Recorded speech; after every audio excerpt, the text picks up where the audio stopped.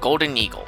Swooping in, quite literally in this case, is the Golden Eagle, a modern relative of Achillobator and other raptorial dinosaurs, which has 3 traits we'll implement in our new hybrid. The first is the strong taloned feet, which golden eagles use to grab and snatch prey when swooping down.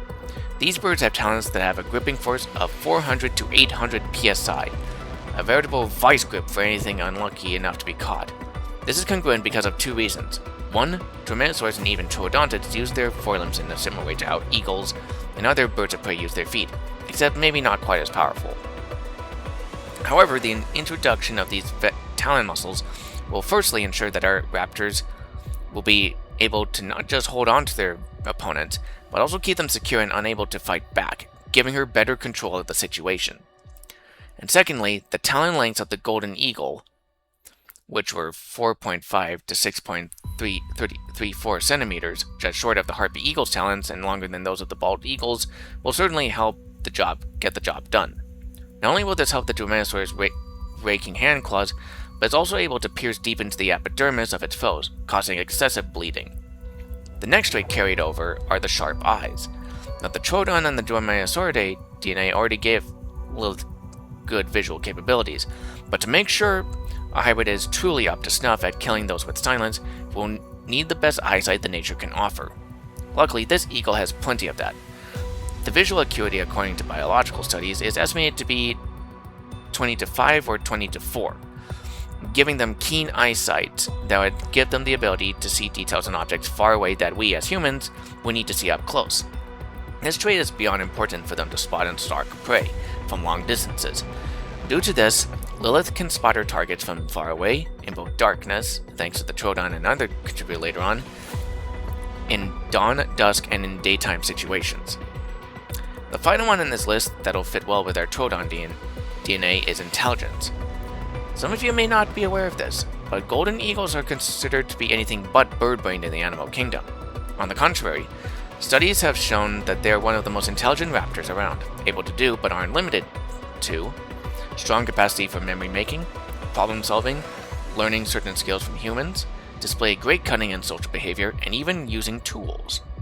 This is possibly the deadliest trait these birds can grant to our dinosaur hybrid, and will absolutely be put into good use by our genetics and animal training team. Considering this is coming from essentially a modern dinosaur, this will be all the more cohesive for Lilith's genomic index.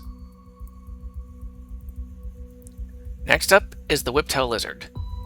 We can see that in order for future missions involving Lilith to succeed, there are times where we must have more than one creature in our kin group and the need to exterminate large-scale threats, and multiple of them, that requires more than just one of these creatures.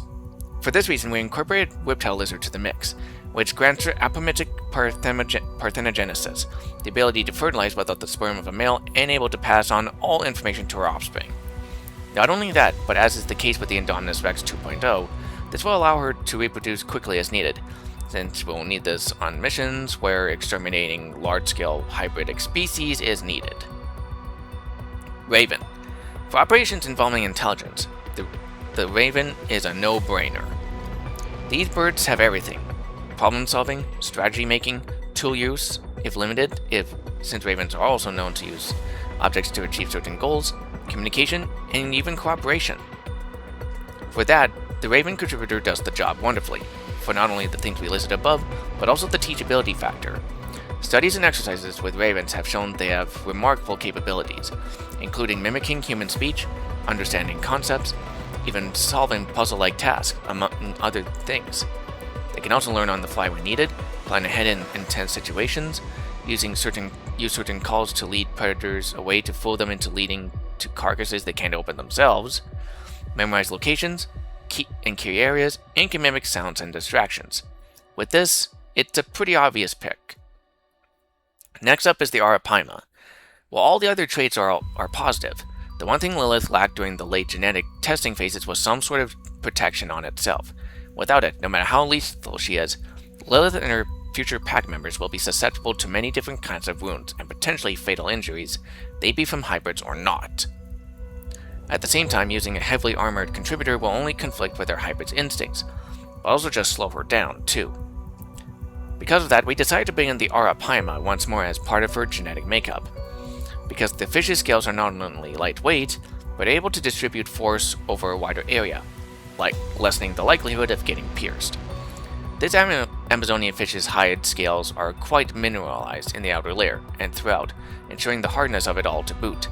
In short, this is nature's bulletproof vest and is considered one of the strongest and most flexible terriers around. This will go well with Lilith, as she'll need to keep up her momentum while being in situations where she'll be attacked, or at least somewhat likely to be.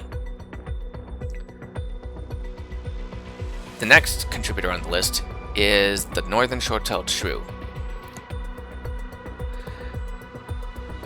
The northern short-tailed shrew boasts a strong pair of jaws with one of the most terrifying adaptations of the animal kingdom.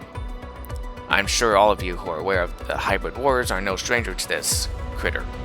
The iron-reinforced teeth, which they produce naturally. The key part is that this makes the bite and cutting power of said bite even more lethal than it was before. However, what's more is that this thing has a venomous saliva, which is a neurotoxin, and it's quite painful to anyone or anything who has the misfortune of having it bite into it. And to boot, it has fast-twitching muscles, meaning it can bite several times over and over with rapacious pace, which would cause more blood loss to the victim. This would be congruent with our Sinornithosaurus, whose studies also point out potential venom use as well. Combine this with our Achillobator bite, the grasping hands of the Dromaeosaur, Troodon, and Raven, and Golden Eagle, and this raptor is more than capable of dishing out a lot of damage to the bite. With the shrew as the contributor for a bite, this is possibly the most lethal non-mega dinosaur hybrid we've made, though that could change. That's not all, however. The northern shrew in reality is in a near constant state of adrenaline and metabolism, meaning it can attack at a rapid pace and feed at a faster rate if need be. This in turn will help a hybrid give an edge through making its attacks more swift and lethal to her targets, although our team will definitely need to give her kin more food to keep them satiated.